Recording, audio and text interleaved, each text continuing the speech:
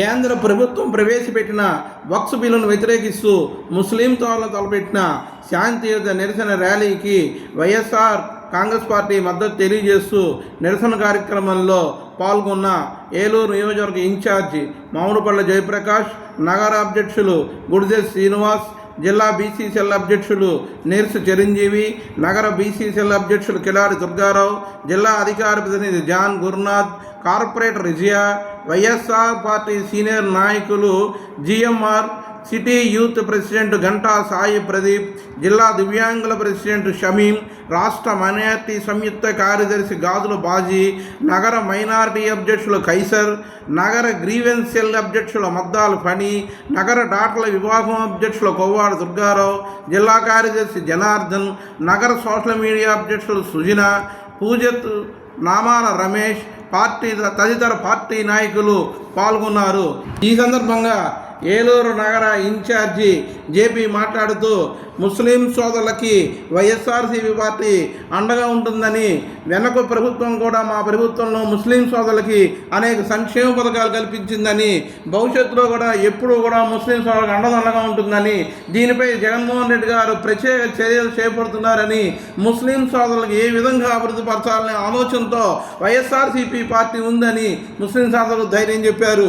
ఎటువంటి పరిస్థితుల్లోనూ అధైర్యం పడక్కర్లేదని, ఈ ప్రభుత్వం వచ్చిన దగ్గర నుంచి కూడా ముస్లిం సోదరులపై వెయిట్ వేయడానికే ప్రయత్నిస్తోందని, అటువంటి వెయిట్కి ఎప్పుడు అడ్డం పడతామని చెప్పి ఆయన చెప్పారు. ఈ రోజున ఎంత ఉవ్వెత్తున బయలుదేరి వచ్చిన ముస్లిం సోదరులకు అందరికీ కూడా మనస్పూర్వక ధన్యవాదాలు చెప్తున్నాను. ఈరోజు వక్ఫ్ బోర్డ్ రాజ్యాంగ సవరణని 2025 పార్లమెంట్లో బీజేపీ ప్రభుత్వం ఈ బిల్లును పాస్ చేయడం రాజ్యాంగ విరుద్ధం అని మీరందరూ చేస్తున్న ఈ యొక్క పోరాటానికి మా పార్టీ తరఫున మేమందరం మీ వెనకాల నడుస్తామని మేము విన్నవించుకుంటున్నాం. అలాగే జగన్మోహన్ రెడ్డి గారు ముందు నుంచి కూడా సెక్యులర్ భావాలు గల వ్యక్తి.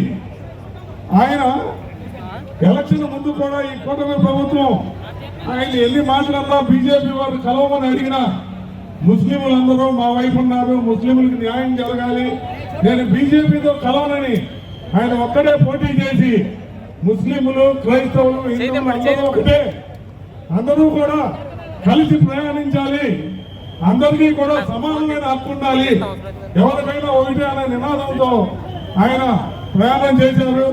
అదే పాటలో ఇవాటికి మా పార్టీ కానీ మా పార్టీ శ్రేణులు కానీ అందరూ కూడా ముందుకు నడుస్తున్నాం.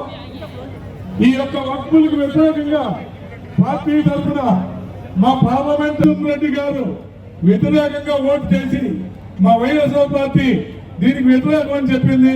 అలాగే రాజ్యసభలో మా నాయకుడు సుబ్బారెడ్డి గారు ఇది వ్యతిరేకించి పార్టీ యొక్క మనోభావాలు తెలియపరిచారు. కాబట్టి ముస్లింలందరూ ఐక్యం కండి, మీతో పాటు మా వైఎస్ఆర్సీపీ ప్రయాణిస్తుంది. కాబట్టి మీరందరూ ముందుకు వెళ్ళండి, మీతో మేము ఉంటామని తెలియపరుస్తూ సెలవు తీసుకుంటున్నాం.